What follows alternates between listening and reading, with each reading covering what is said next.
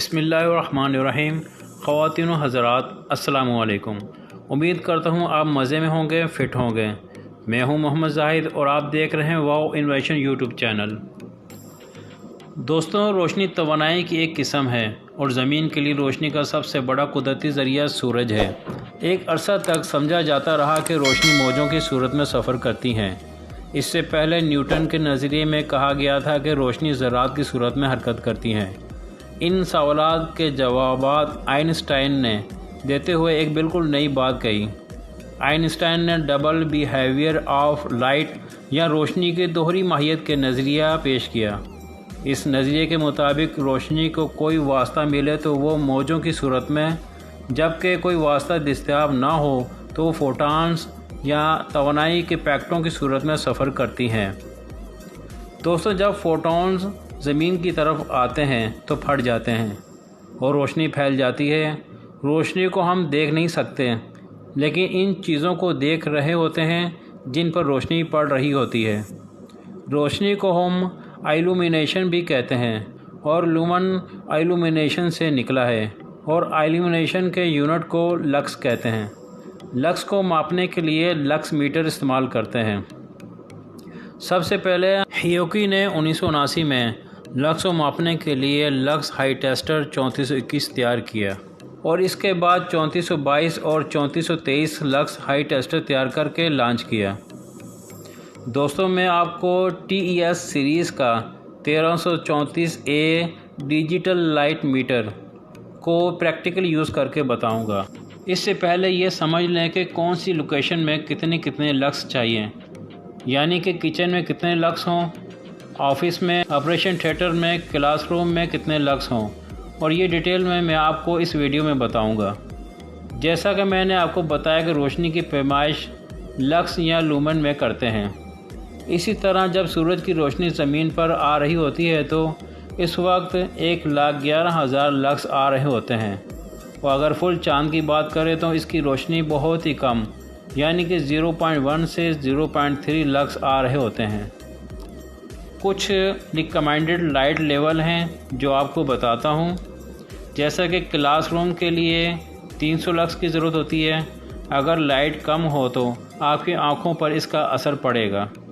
Library के लिए 200 lux, bedroom के लिए 100 से 300 लक्स, ऑफिस के लिए 300 से 500 लक्स। रेलवे स्टेशन में सिर्फ वेट ही करना होता है, इसलिए वहाँ बहुत ही कम, यानी कि 20 लक्स की ज़रूरत होती है। ड्राइंग रूम में 100 से 300 लक्स, कॉरिडोर में सिर्फ 40 लक्स, किचन में 300 लक्स। ऑपरेशन थिएटर में काफ़ी ज़्यादा रोशनी की ज़रूरत होती है, इसलिए वहाँ पर 5000 लक्स चाहिए होते हैं। तो दोस्तों, लक्स मीटर के बॉक्स को अनबॉक्स करते हैं और देखते हैं इसमें क्या क्या है। तो दोस्तों, इसको हम बाहर निकाल लेते हैं और इसके साथ एक 9 वोल्ट की बैटरी है। तो सबसे पहले बैटरी को इसके अंदर एडजस्ट करते हैं।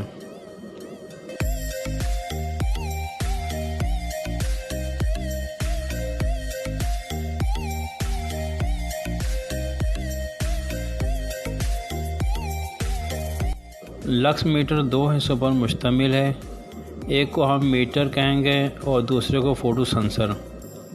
फ़ोटो सेंसर पर जब लाइट पड़ती है तो ये मीटर पर इसकी रीडिंग शो होती है।